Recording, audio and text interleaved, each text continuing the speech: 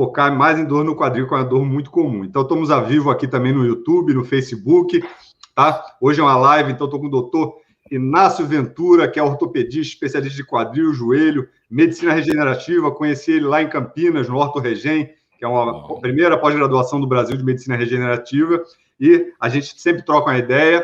Tem um canal do YouTube que está muito forte também, então se você sofre com dores articulares, quer saber mais sobre ortopedia, ele tem um canal no YouTube top, atende telemedicina, assim como eu, atende bastante paciente com telemedicina, faz procedimentos não operatórios para tratar a sua dor, então vale a pena conhecer, seguir o Dr. Inácio Ventura. Então, muito obrigado aí por aceitar o meu convite para participar dessa live hoje aí, meu amigo.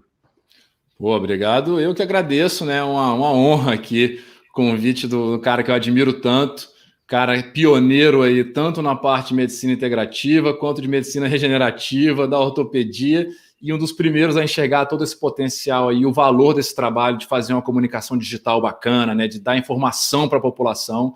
Então, eu admiro demais o seu trabalho, é uma honra para mim estar aqui. Obrigadíssimo, cara. Obrigado pelo carinho. E eu queria saber de você, como é que começou essa vontade aí de fazer o teu canal? Porque a gente sabe que muitas vezes, agora no tempo moderno, o paciente chega sabendo tudo da doença dele. Então já sabe várias opções de tratamento, às vezes muita besteira que ele vê na internet também, que não tem esse filtro. Mas por que você teve essa ideia de montar o seu canal e começar a passar informação de qualidade, baseada em estudo, baseada em artigos científicos para os seus pacientes e seguidores? Cara, Gabriel, vou dizer que aqui não tem como, eu tenho que fazer uma reverência ao meu grande mestre e mentor, não só para isso, mas de muita coisa da carreira, que é o Dr. Davi Guzmão, um amigo pessoal hoje, cirurgião de quadril também, mas que é um cara que, assim como você, é à frente do seu tempo, e desde muito tempo eu conheço o Guzmão há 12 anos, ele que me treinou na parte de videoartroscopia do quadril, e já nessa época ele já via um potencial imenso nessa parte de comunicação digital, inclusive está desenvolvendo um trabalho agora que é uma formação para médicos, um curso para isso. E em 2015 ele começou a falar para mim, falou: Inácio, a gente tem que estar no YouTube, cara, tem que estar nesse meio, porque os pacientes precisam disso, e para a gente quebrar exatamente isso aí que você falou, né? Que a gente vê isso, essa quantidade de informação ruim disseminada na mídia. Você tem duas posturas diante disso, né? Ou você faz como alguns colegas nossos que chega e acha ruim o paciente falar do Dr. Google, ou você combate isso colocando informação de qualidade. E depois que o Guzmão colocou isso na minha cabeça e eu entendi isso, a quantidade de gente que a gente poderia ajudar com esse trabalho, cara, eu falei, bicho, eu tenho que fazer parte disso aí. E depois que você começa, vira um vício, né? Foi assim, foi coisa de um mês. Meu primeiro vídeo foi em novembro de 2018, quando eu estava fazendo estágio aí em Portugal, aí relativamente perto de você, e depois de um mês, cara, o feedback que eu tinha dos pacientes, a quantidade de pacientes agradecendo aquela informação que você tinha colocado, eu fiquei maravilhado. Eu falei, bicho, eu nunca imaginei que eu pudesse ajudar tanta gente ao mesmo tempo. A gente sai dessa coisa de consultório, que você ajuda um a um, para você espalhar, né, o funil e ajudar milhões de pessoas. Isso é muito mágico. Foi daí que veio minha vontade e só foi crescente de final de 2018 para agora. Eu só fico cada vez mais empolgado e acreditando mais nesse trabalho e vendo quanto de gente que a gente pode ajudar com informação de qualidade. O pessoal está falando no Instagram aqui que o teu som está muito baixo. Não sei de onde está captando o teu som do Instagram. Vê se não está longe o celular ou alguma coisa. Se eu ponho... O som está meio alto aí. E daí o pessoal dá um feedback aí no Instagram, se melhorou. Dá um feedback pra gente. De repente vou até... Eu não sei se vai interferir, atrapalhar o áudio do YouTube, que eu acho que é o mais importante, né, pela qualidade do streaming, mas eu vou tentar colocar, de repente, o fone no celular. Bota o fone no celular e bota assim no pescoço, só para pegar o microfone. Se ele não der eco, não der nada, acho que vai ficar... Não atrapalha não. Se tu botar no pescoço, aí fica show. Perfeito. Então, vamos lá. Então... Dr. Davi Guzmão também tem um canal do YouTube. Essa turma toda, essa medicina regenerativa, todo mundo tem canal no YouTube. Dr. Davi Guzmão tem um canal top, muitos vídeos.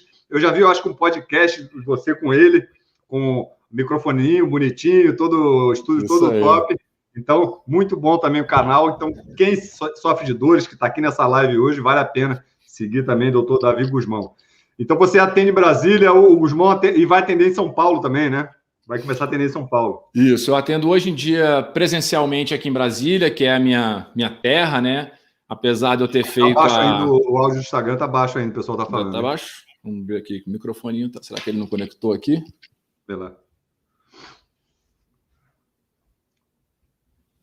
Vamos ver aqui que está conectado, teoricamente, conectado o microfone aqui. Quem tiver no Instagram aí, disse melhorou. Acho que melhorou aqui, o pessoal está ótimo. Excelente, Beleza. Maravilha. Vamos voando.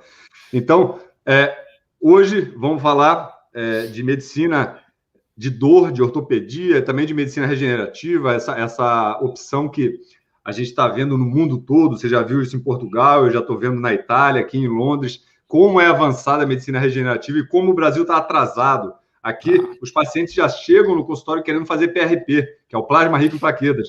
No Brasil, eles nem sabem que o CFM não reconhece.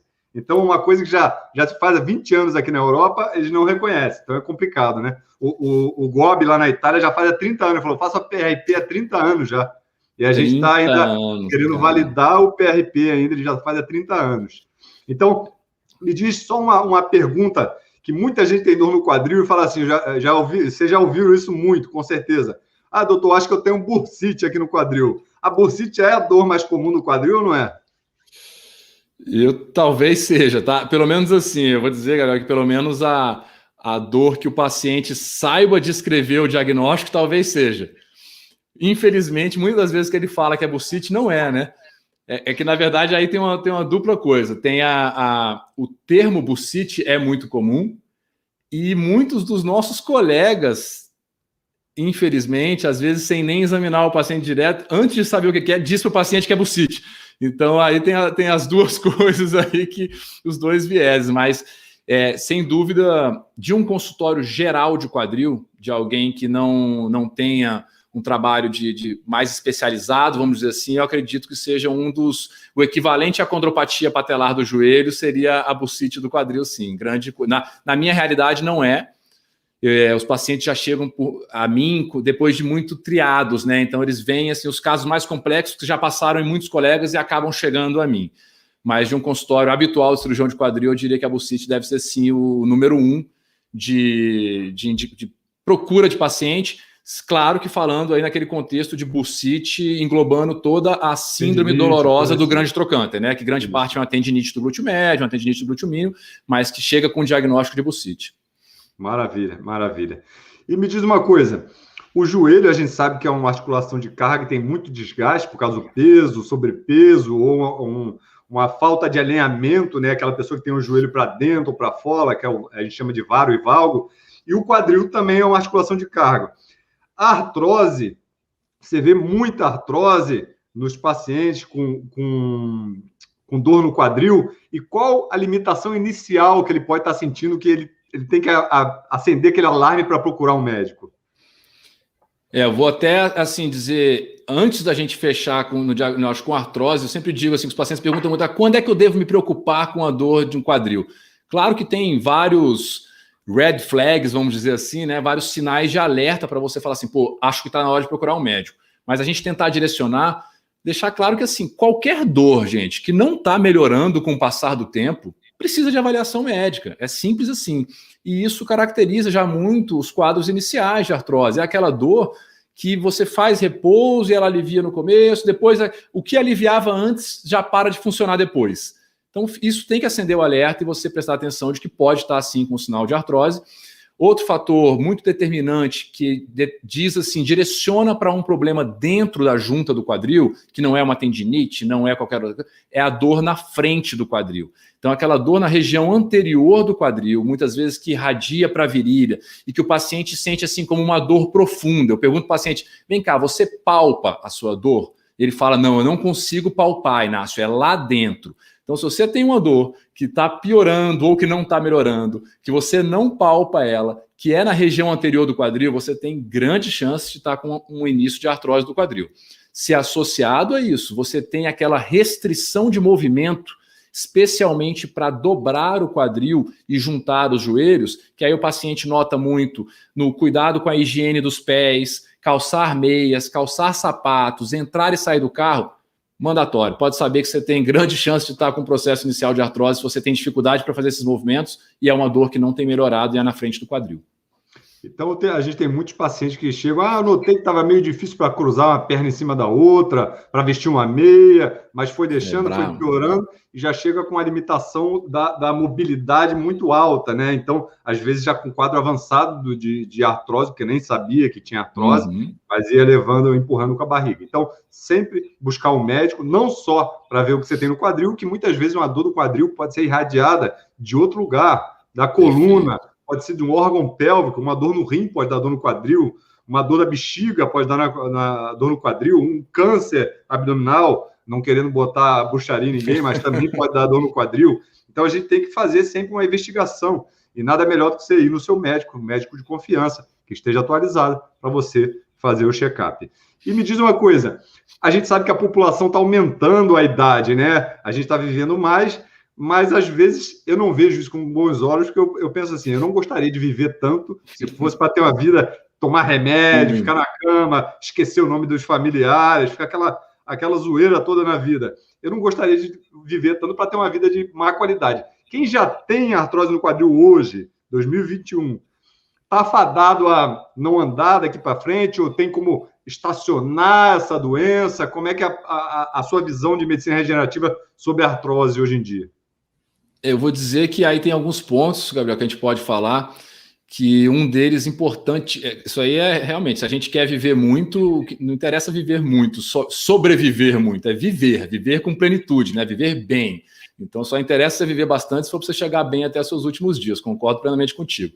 A outra coisa é, quando a gente entra e fala de medicina regenerativa, as pessoas têm às vezes uma tendência a pensar em procedimentos, em que a gente vai fazer na medicina regenerativa, em termos de técnica, de, como você citou aí, que na Europa é feito, no mundo inteiro é feito, o plasma rico em plaquetas, o concentrado de células da medula óssea, o enxerto de células mesenquimais, tudo isso, mas a medicina regenerativa vai muito além disso, né? E você é um mestre disso aí, quando a gente fala assim, as pessoas têm que ter em mente que o nosso corpo está se regenerando o tempo inteiro, naturalmente. Então, quando nós otimizamos a saúde de maneira geral, quando você melhora os seus hábitos de vida, quando você come bem, dorme bem, controla o teu estresse, seja com o método que for, faz atividade física, você já está praticando o melhor da medicina regenerativa.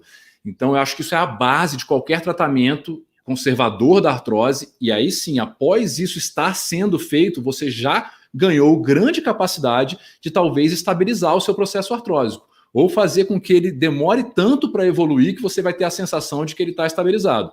Se você agrega ainda procedimentos, que também podemos falar, a gente falou que no Brasil tem toda essa celeuma, mas o ácido hialurônico, por exemplo, é uma ferramenta da medicina regenerativa. A proloterapia é uma ferramenta da medicina regenerativa e que é feito a todo momento, a gente faz aqui, tá?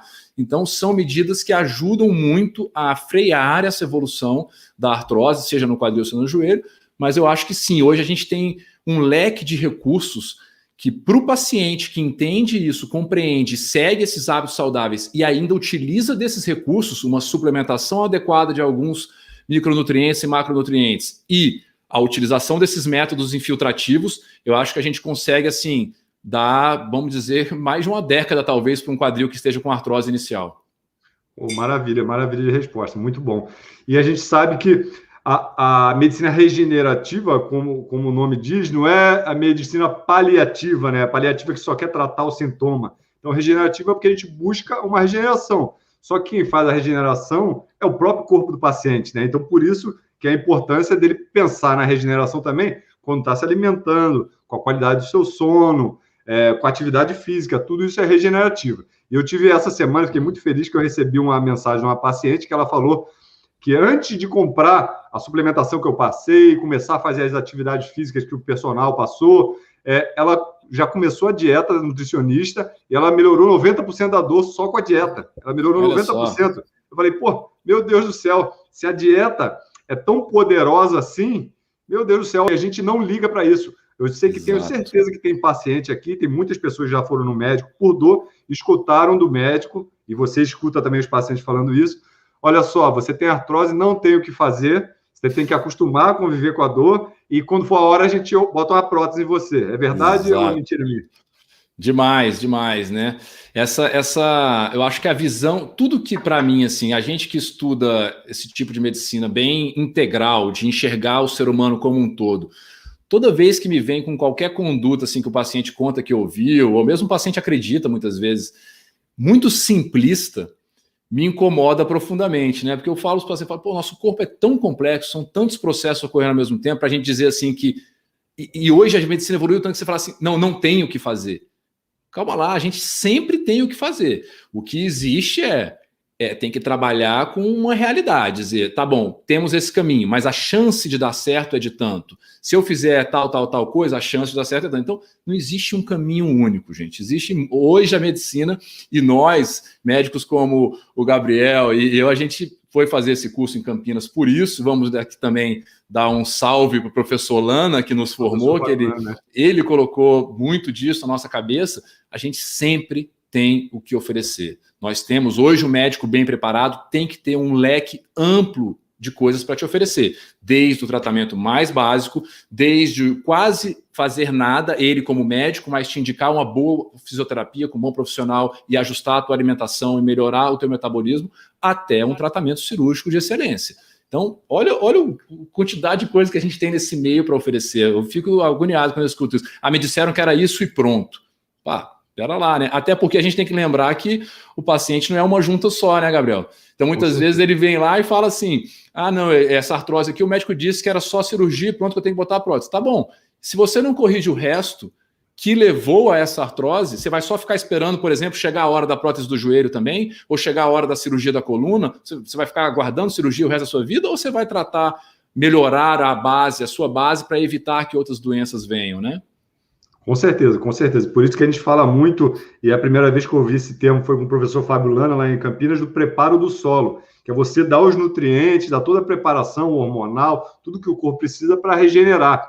E ele fala uma coisa também muito interessante que, quando eu comecei a aplicar na minha rotina, mudou totalmente minha prática, que é o sono. Ele falou que o paciente que não dorme não melhora a dor. E eu acho que 70%, 80% dos pacientes têm problema para dormir. Principalmente os pacientes com dores. Então, se a gente não melhora o sono dele, muito difícil a gente conseguir um resultado para a dor. Então, se você também não dorme bem, você tem que focar nesse problema, saber qual é a causa, se você não está respirando bem pelo nariz, ou se você sofre de apneia do sono, ou ansiedade, algum problema que possa estar tirando a sua qualidade do sono, né? Isso é essencial, tá? Porque é muito frequente a desvalorização do sono que as pessoas dão, né? Naquela linha que a gente conversou logo no iníciozinho da live aqui, de que o nosso corpo está se regenerando frequentemente, esse é o momento principal dele. Então, à noite, quando a gente deita para descansar, é a hora em que ele vai regenerar tudo que foi machucado, lesionado ao longo de um dia. Se você não dorme, esse processo não ocorre, e fora a influência direta no núcleo cerebral de dor, mesmo influenciando no quadro de dor crônica e piorando a dor, né? Perfeita colocação. E uma pergunta aqui da Liz Maria Lopes, aqui no Instagram, ela falou o seguinte, a gente vê muito paciente com dores no quadril, que vem até o médico, claro, se você está com dor, não é para fazer nenhum exercício, vai fazer um diagnóstico antes para saber o que está acontecendo no seu quadril. Mas ela perguntou, por exemplo, se tem um diagnóstico de artrose, que já é um desgaste da cartilagem do osso subcondral do quadril. Esse paciente com artrose pode fazer atividade física? Esse é outro ponto que realmente muitos pacientes chegam, coitados. Às vezes, meu médico disse que eu não podia fazer mais nada porque eu tenho artrose. Aposentou, né? E quando a gente fala para o paciente que um dos pilares do tratamento dele vai ser exatamente a atividade física, dá aquele tilt na cabeça dele. Fala assim, em quem eu acredito, né? Então, alguns pontos têm que ser colocados, que é assim, primeiro, a artrose ela é uma doença evolutiva e ela vai piorando em termos de estágio, de graus. Então, uma artrose leve é uma coisa, uma artrose avançada é outra. Mas, independente do grau da artrose, posso dizer para vocês, bem orientada, nas mãos de um bom profissional, após passar por uma avaliação médica de um médico competente, muitas vezes, nesse intervalo, tem um fisioterapeuta no meio do caminho e você chega ao educador físico, a atividade física é a sua terapia. Então, não só você pode, como deve. Agora, é claro que posso fazer tudo? Não, vai ter que ver o que se adequa ao seu caso. Então, tem atividades que se adequam melhor, tem atividades que se adequam pior, e não é uma coisa simplista como a maioria das pessoas acha. Ah, não, tenho artrose, então qualquer atividade de impacto é proibida e todo o resto é permitido, tudo que for na água é permitido. Não é bem assim, por isso que a gente fala que cada caso é um caso. Tem tipos de artrose que talvez você nadar, se você for nadar peito, você vai sair da piscina chorando de dor. E tem pacientes que têm artrose e respondem super bem a uma caminhada, respondem super bem a um exercício desse tipo. Então, não só pode, como deve fazer atividade física, desde que bem orientada. Maravilha, maravilha. Tem outras perguntas aqui que falam muito sobre anti-inflamatório. Estou tomando isso, estou tomando aquilo. E como eu sei que na medicina regenerativa a gente abre a mente, né, para outros tratamentos. E qual a sua visão hoje em dia do anti-inflamatório? Claro que em alguns casos a gente tem que usar anti-inflamatório numa dor aguda, mas qual a visão daquele, principalmente do uso crônico, pessoas que usam há anos o anti-inflamatório? Vou aproveitar, deixa para já te dizer, já começar te respondendo que uso crônico, esses uso ad eterno, assim, sem fim, de medicações, não estou falando de suplementação, não estou falando de... muitos me incomodam bastante. A gente sabe que tem algumas doenças crônico-degenerativas que você precisa usar, mas tem algumas medicações que as pessoas acham que não faz muito mal. Um exemplo, por exemplo, é o uso das bombas, dos inibidores de bomba, omeprazol. Tem gente que usa isso há 20 anos, constantemente. Anti-inflamatório é a mesma coisa. Então, tem que ter muito cuidado, gente. Medicação não é feita para ser usada assim. Nada é inócuo. Tudo gera alguma resposta no seu corpo e que, infelizmente, no caso de medicações, pode ser negativa. O meu uso de anti-inflamatório hoje é muito restrito, muito mesmo. As pessoas, eu acho que é importante para elas entenderem uma coisa. O nome anti-inflamatório é muito atrativo para as pessoas, porque se elas associam que se eu estou com dor, existe um processo inflamatório. Se existe processo inflamatório, o anti-inflamatório vai tirar. E elas não entendem que na imensa maioria das vezes, quando você está usando um anti-inflamatório, o que você está extraindo de benéfico dele é simplesmente o efeito analgésico. Para você que tem uma inflamação intraarticular, por exemplo, para você tomar um anti-inflamatório oral e ele realmente funcionar desinflamando a sua junta, você vai ter que tomar uma dose cavalar daquilo durante bastante tempo e olhe lá se vai ter esse efeito. Então, muitas vezes o efeito que ele faz é um efeito tapa-buraco, é um sintomático de tirar a sua dor. Nessa linha, eu uso de maneira restrita, mas costumo, inclusive em quadros agudos e tudo isso, indicar mais e achar que o efeito é muito mais satisfatório, o anti-inflamatório no local da dor, com o uso de procedimentos infiltrativos, guiados por ultrassom, como a gente faz. Então, uma coisa o paciente chega com uma bursite no quadril, ou com uma tendinopatia do grande trocante, ou seja o joelho, qualquer outro lugar. Você vai usar determinado anti-inflamatório durante 10 dias em tal dose. Com metade da dose de um comprimido daquele, se a gente coloca no lugar da inflamação, guiado por ultrassom, com certeza de onde está colocando, você vai ter um efeito mais efetivo, mais imediato, mais rápido, sem nenhum dos efeitos colaterais. Então, nesse cenário de usar o anti-inflamatório em doses baixas, no local correto, mediante o uso de ultrassom infiltrando, eu sou mais favorável e é a prática que eu costumo usar mais. Mas não vou dizer que eu nunca uso anti-inflamatório oral, não. Muitas vezes eu passo, mas indicações bem restritas, né, Gabriel? A gente não é muito fã disso. A gente tem outros recursos para oferecer que atingem o mesmo resultado sem causar tanto mal. Com certeza, eu concordo 100% com você. E já que você tocou nesse assunto da infiltração com ultrassom, que a gente faz sempre infiltração guiada com ultrassom. O ultrassom é aquele mesmo ultrassom que vocês usam para ver o bebezinho na barriga da mulher, então que vê uma imagem na tela, e a gente usa para guiar a agulha para ir exatamente no local que tem um problema para poder tratar. Mas eu tenho certeza que você é mais novo que eu, mas eu tenho certeza que na faculdade você fez muita infiltração sem ultrassom. E qual a diferença que você vê agora nos resultados fazendo guiado por ultrassom e sem ultrassom? Que muitos médicos ainda fazem sem ultrassom. Isso aí claro que eu vou dar assim o meu relato pessoal, mas tem literatura suficiente embasando isso, tá? Todos os trabalhos que comparam infiltrações às cegas, né, baseada na palpação e na experiência do médico, com as guiadas por imagem, mostram que as guiadas por imagem são mais confortáveis para o paciente. Já começa daí, tô falando só de conforto. Quando é guiada... Doer menos. Na verdade, quase não doer, que a gente vê na prática, né? Quando é guiada por ultrassom, é o método mais confortável quando comparado com outros métodos de imagem. E quando a gente indo além, um ponto é crucial. Mesmo o médico mais experiente, se ele não está enxergando aonde aquela agulha está indo, existe uma chance de erro grande. E aí a gente perde todo o sentido de saber se aquela infiltração não funcionou, por que foi? Foi porque a medicação não foi adequada, foi porque o diagnóstico foi errado, ou foi simplesmente porque aplicou no lugar errado? Então tem trabalhos que mostram para o joelho, que é uma junta fácil, vamos dizer, que a gente palpa tudo ali, que pode existir até 40% de erro. De médicos que palparam, colocaram a agulha, tinham certeza que estava dentro do joelho, eles fazem esse trabalho com cadáveres muitas vezes, e quando abre o joelho do cadáver, não tem nada lá dentro. Então vocês entendem a importância disso quando um paciente chega para a gente e fala assim, eu fiz uma infiltração e não adiantou nada, doutor. Pera lá, mas fez como? Isso que eu estou falando de joelho. Quando a gente fala do quadril, eu posso dizer aí abertamente, infiltração intraarticular de quadril não existe se não for guiada por imagem, gente. Tem pacientes que chegam aqui e falam, não, ele aplicou no meu quadril, doutor, dentro do meu quadril para artrose, só no olho.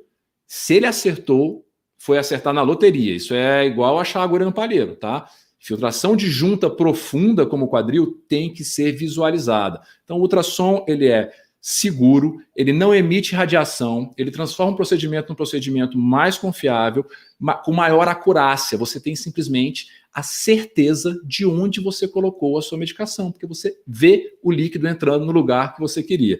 Eu vou dizer que na minha prática hoje, até joelho, até punho, seja lá a junta que for, com a maior confiança que você tenha de que vai acertar, eu fiquei viciado, eu não faço nenhuma infiltração que não seja guiada por ultrassom mais. Eu acredito que você também não. Até quando não é para fazer infiltração, eu gosto de olhar como uma extensão do exame físico, eu gosto de passar a ultrassom ali só para examinar mesmo se não for fazer ultrassom. E vamos responder essa pergunta aqui da Eliane, que ela está em Londres também, está aqui pertinho de mim. Bacana. Boa noite. Eu tenho fibromialgia e sinto muito queimor no corpo. Pode ser por causa da fibromialgia? Como é que você vê a fibromialgia aí? Porque tem muita gente que, por ter dores crônicas, sem critérios para fibromialgia, já são diagnosticadas de fibromialgia. Recebo muita gente falar, eu tenho fibromialgia. E quando a gente vai ver, são outros problemas que estavam causando aquela dor. Como é que você vê a fibromialgia, esse diagnóstico de fibromialgia? Isso aí que você colocou é bem importante, porque, inclusive, o pessoal da reumatologia, e pode ser o pessoal mais tradicionalista da reumatologia, reconhecem isso, que hoje há um sobrediagnóstico. E aí entra muito aquela questão que eu falei, que a comunidade médica fala, por exemplo, em relação à bursite, palpa ali na região do quadril, doeu, isso é bursite. Existe a mesma coisa com fibromialgia. Então a pessoa chegou reclamando de muita dor em muitos locais do corpo, aí disse que não dorme bem, não, é fibromialgia. Sem nem ter havido uma investigação mais completa, a causa de outros fatores potenciais para isso. Então, simplesmente a gente sabe que a incidência, pelo menos na última vez que eu li essa literatura de fibromialgia mundial, era em torno de 2,5%. E a gente tem hoje estimativas de que tem quase 15% de pessoas sendo diagnosticadas com fibromialgia. Tá claro que não houve uma epidemia de fibromialgia, gente. Isso aí está sendo um sobrediagnóstico. É mais fácil dar esse diagnóstico do que investigar e realmente tratar. Então, fibromialgia tem essas outras causas todas que têm que ser excluídas. É um diagnóstico de exclusão. Não existe um marcador hoje fidedigno para fibromialgia para dizer você tem fibromialgia. Então, tem que ser realmente a competência do médico. E é uma doença de difícil controle, que exige uma série de transformações de hábitos muitas vezes medicações de uso contínuo e regular, para que encontre o manejo dessas dores. E é importante dizer isso, as pessoas que têm fibromialgia também têm outras lesões ortopédicas, então é muito frequente a pessoa tem fibromialgia e tem artrose do quadril, tem fibromialgia e tem impacto femoroacetabular, e aí essa pessoa às vezes é reduzida, vamos dizer assim, taxada com diagnóstico de fibromialgia, como se ela não pudesse ter mais nada. E esses outros diagnósticos vão passando batido. Tá? Então isso tem que ter muito cuidado, porque as pessoas com fibromialgia são pessoas, são seres humanos, que continuam tendo os outros problemas ortopédicos, e também saber o paciente de fibromialgia e o colega que trata, que é um tratamento de mais difícil controle, que passa pela base do tratamento da doença fibromialgica. Então também tem muitos pacientes que querem, doutor, faz um procedimento, faz uma infiltração então no meu quadril, já que eu tenho artrose, mas a fibromialgia está completamente descontrolada. Então a pessoa está com dor em todos os pontos do corpo, está com limiar de dor lá embaixo, sentindo dor, só de você olhar para ela sente dor, não está dormindo, como a gente falou, que é uma associação muito frequente com fibromialgia, não está comendo bem, não está fazendo nada de atividade física, está polimedicada, cheio de analgésicos potentes, nada adianta, e deposita a expectativa e a esperança naquele procedimento. Gente, enquanto a base não tiver sido controlada, o restante não vai ter alívio. Maravilha, maravilha. E esse comentário aqui da Diversina Bolsoni falou, ó, que maravilha ouvir vocês dois falando da grande esperança a nós idosos. Aqui. Legal. E agora esse outro comentário aqui da Leda falou, assistir uma live dessa tão maravilhosa e não ter dinheiro para se tratar é triste. Então, Leda, a gente falou aqui no início, não sei quando você chegou, que nem tudo é dinheiro, nem tudo é dinheiro. Se você, na sua casa, sem investir nada, fizer uma mudança na sua alimentação, pode ser que você gaste menos dinheiro comendo os alimentos corretos do que você comendo alimentos não saudáveis, que geralmente são mais caros até. E você pode ter um resultado incrível, só mudando a sua alimentação. Então, não é... Claro que para você fazer um procedimento guiado por ultrassom, você vai investir algum dinheiro na sua saúde. Mas você pode começar o seu tratamento com a mudança alimentar, que é uma coisa muito simples que você pode fazer até dentro da sua casa. Certo? Correto, professor? Perfeito, perfeito. Eu acho que tem muita coisa que é barata, para não dizer de graça, às vezes, e que tem resultados melhores do que muita medicação. Quer ter uma, por exemplo, você começa desligando a televisão até altas horas da noite. Você vai estar economizando energia, se você tem TV a cabo, vai estar economizando TV a cabo e vai trazer um sono de melhor qualidade para você e um melhor humor para você se você estiver vendo notícia negativa na TV. Então tem a alimentação, como você falou, tem a qualidade do sono que pode ser melhorada e é de graça, tem várias atividades físicas que podem ser praticadas inteiramente de graça. Então tem muita coisa que pode ser feita que não custa dinheiro. Ah, maravilha, maravilha. E o pessoal falando aqui, ó, não durmo sem remédio há anos, Rutimar. O pessoal falando aqui que precisa melhorar D3. A Ivonice falando que ouviu muitas vezes aqui que a mãe teria que se acostumar com a dor de artrose, que não tem cura. Então, como a gente tem muitos seguidores aqui, já passaram dos 60, já estão chegando na melhor idade, tem alguma coisa para fazer ou se você já está com 65, 70 anos e não tem mais nada para fazer? Pô, isso aí é até cruel. Eu leio o negócio desse, me dá chega uma vontade de chorar. Eu não sei se me dá uma vontade de ficar revoltado ou de chorar, de tristeza. Vamos repetir o que a gente falou. Sempre tem algo a ser feito e dependendo de onde for a artrose, a solução pode ser uma solução magnífica. Quando a gente fala de quadril, então, se a artrose é de quadril, o fim da linha do tratamento da artrose de quadril é a glória da cirurgia mais bem sucedida de toda a medicina, que é uma prótese de quadril.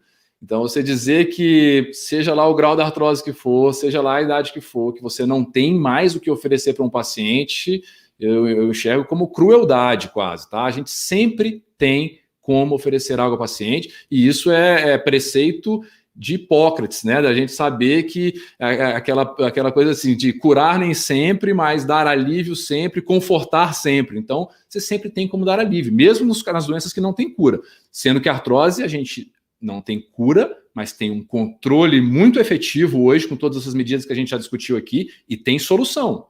Tá? A solução cirúrgica não é uma cura, porque não traz a cartilagem de volta, mas traz a sua vida de volta, na imensa maioria das vezes, quando a gente fala de quadril, praticamente 100% das vezes. Então tem muitos atletas aí, a gente sabe o Gustavo Kirten, que operou o quadril, tem uma prótese no quadril e surfa aí, faz vários esportes, claro, e não em nível competitivo, como ele tinha antes, mas faz muitos esportes mesmo com a prótese de quadril. E não, tem hoje está evoluindo tanto, Gabriel, que até em nível competitivo. Então, a gente tem o exemplo, né? do Andy Murray. O Andy Murray operou uma prótese de quadril e 9 meses depois ele ganhou um ATP 250, que foi o da Antuérpia. Então, a gente está falando do circuito profissional de tênis, um ATP 250, o cara ganhou 9 meses... Não sabia que tinha prótese de quadril. 9 meses após uma prótese de quadril. E ano passado ele não ganhou, mas ele chegou nas quartas de final de um ATP, se eu não me engano, foi ATP 500, foi Grand Slam, e chegou nas quartas de final depois de um jogo de 5 horas e meia, eu acho que foi a semifinal, a oitava de final dele. Então o cara está em altíssimo nível. Temos muitos triatletas hoje competindo, tem um bailarina com prótese de quadril, então hoje a coisa tá melhor ainda, vamos dizer, do que já chegou a ser. Que beleza, negócio. Então, como ele falou, uma das melhores cirurgias, foi eleita a melhor cirurgia, né, a mais curativa, né, não porque você tem uma articulação nova, mas porque melhora totalmente o sintoma e te dá de volta aquela qualidade de vida, aquela liberdade. Então, é uma cirurgia que muita gente tem medo e, infelizmente, muitas pessoas, mesmo com indicação de fazer a prótese, não têm condições cirúrgicas, ou seja, já cardiopata crônico, hipertenso, obeso, que não tem condições de fazer a cirurgia, porque pode ser muito arriscado para a saúde. Mesmo assim, tem outras opções que a gente pode tentar, como as infiltrações guiadas por ultrassom, da medicina regenerativa, que podem ajudar muito e fazer diminuir os sintomas. E uma curiosidade aqui do Guedes Guerra: sinto estalo no quadril. O que seria? Todo estalo é um problema? Não, de jeito nenhum. Isso aí as pessoas, até com o joelho, tem mais do que com o quadril, né? Estalar é algo, se for aquele estalo comum, vamos dizer, o trek-trek ali, é algo normal, é do mecanismo fisiológico de muitas articulações. Algumas pessoas sentem mais do que outras, de acordo com o nível de preparo físico, a quantidade de massa corporal. Os mais magros escutam mais o estalo, flexibilidade, uma série de coisas. Agora, tem barulhos que são diferentes, tá? Então, existem crepitações, barulhos de arranhado, de coisas que inferem algo mais dentro da junta. E no quadril, nós temos dois estalos grandes, vamos dizer assim, que a gente chama de ressaltos, que é o ressalto interno e o ressalto externo do quadril, que representam, aí é um estalo palpável, tá? O paciente sente, porque ele é bem grosseiro. O ressalto externo é o atrito de uma estrutura facial, uma estrutura tensa que nós temos aqui na lateral do quadril, sobre o osso do trocânter, ali do fêmur proximal. Isso pode ser uma causa de dor, inclusive, e levar a bursite, levar a tendinopatias. E temos o ressalto interno do quadril, que é um ressalto do músculo ilio-psoas, quando ele está muito tenso, o paciente tem alterações posturais, em que ele faz um estalo quando ele passa sobre a cabeça do fêmur. Também pode ser uma causa de bursite iliopectina, que é a bursite do psoas, de tendinite, de uma série de coisas. Esses dois estalidos do quadril, esses dois ressaltos, que a gente chama até, tem literatura que chama de quadril estalante, esses aí precisam de uma avaliação médica, porque muitas vezes a gente precisa de uma fisioterapia direcionada para isso, e quando não tem resultado, na minoria dos casos que não tem resultado, eventualmente até um tratamento cirúrgico com a videoartroscopia do quadril. Maravilha, maravilha. Então, muitas opções. E é sobre essa pergunta que eu vou botar na tela aqui do Facebook e do YouTube. Ouvi de um médico bem conceituado que disse que a pessoa que faz cirurgia no quadril não vive mais do que 2 anos. Fala sobre isso aí. Eu acabei de ter um mini infarto aqui. Não é possível que isso aí... Não, eu até vou dizer assim, é claro que a gente tem também o viés que, assim, às vezes... Ocorre na medicina, a gente tem colegas com falas criticáveis, mas ocorre muito o fenômeno do telefone sem fio, né? Então, às vezes, o médico falou para um acompanhante do paciente, que falou para outra pessoa, então a informação às vezes chega um pouco desvirtuada. Lendo isso aí, por exemplo, eu imagino que a situação aí da Tina, o médico tenha se referido após uma fratura de colo do fêmur, tá? Que é uma fratura que vem decorrente de osteoporose avançada, em que é uma cirurgia de emergência, o paciente que quebra o colo do fêmur, ele é internado para ser operado em caráter de emergência. E a solução para essa fratura, muitas vezes, é uma prótese de quadril.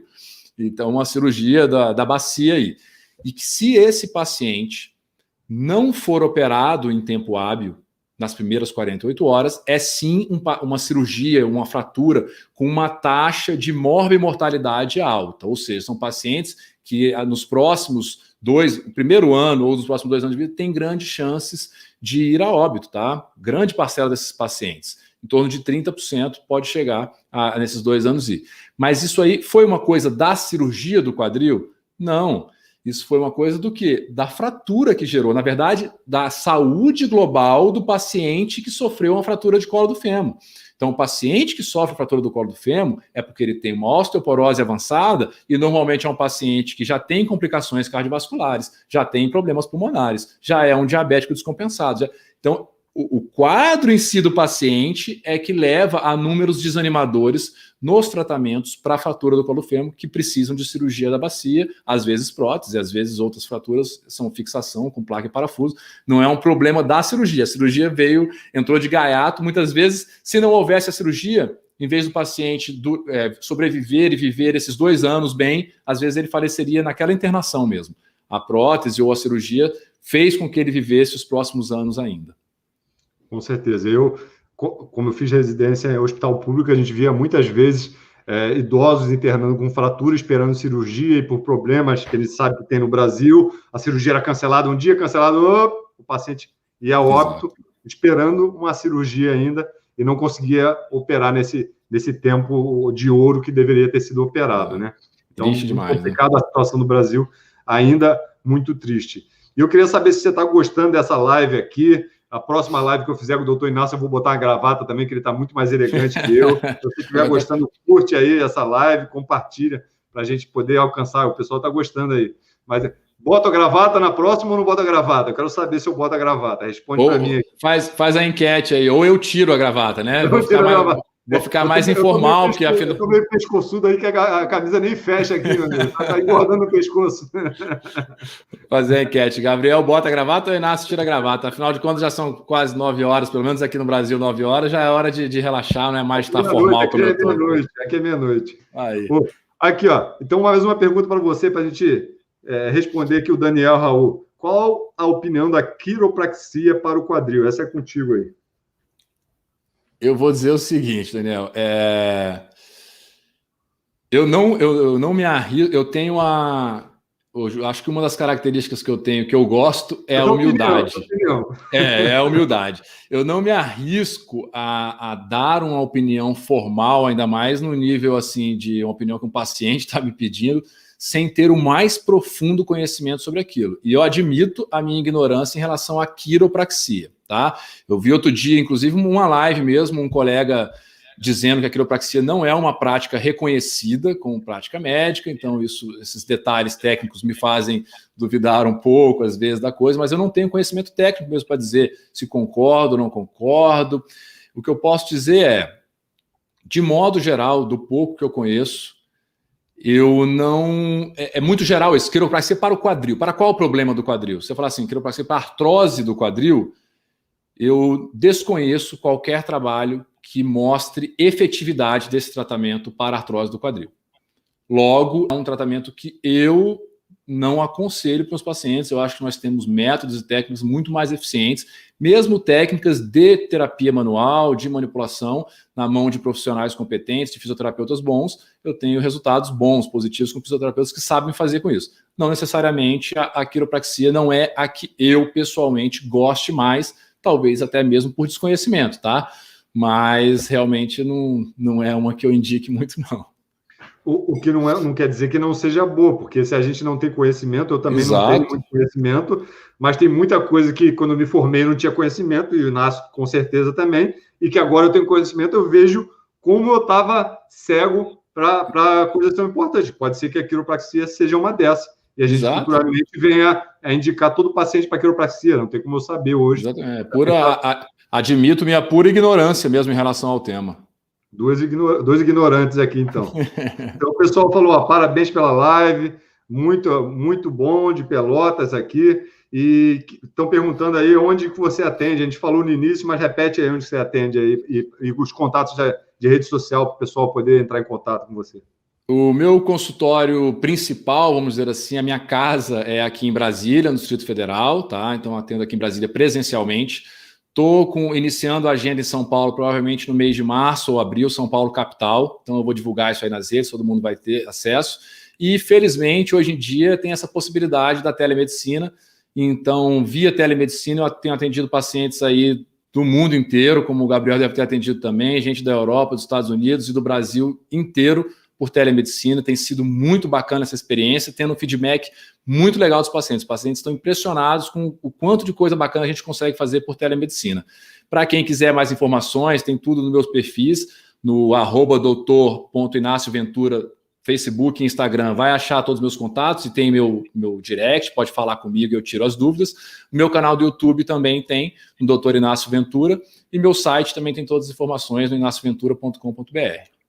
Maravilha, meu amigo. Muito obrigado aí por prestigiar essa live aí para os nossos seguidores, meus, seus.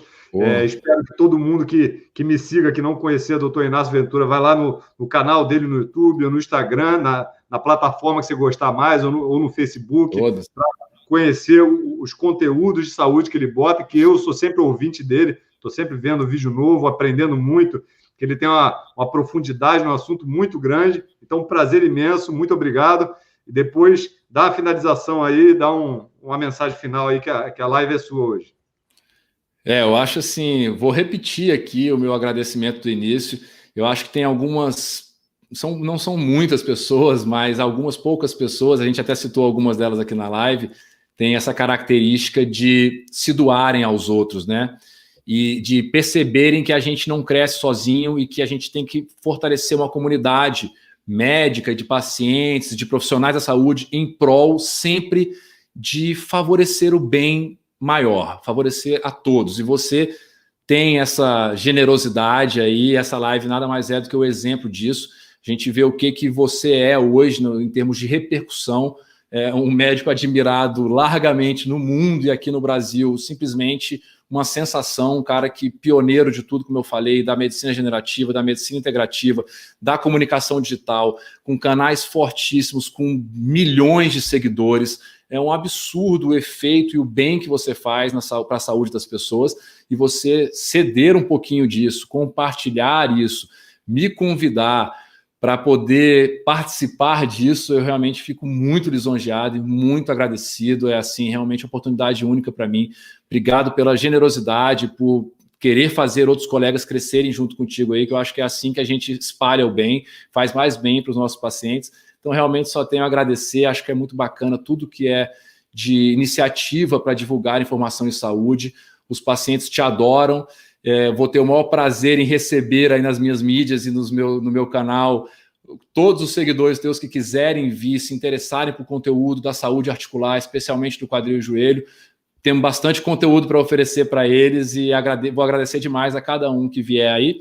Mas meu maior agradecimento é a você por essa oportunidade, pelo prazer que foi bater esse papo com alguém que eu admiro tanto.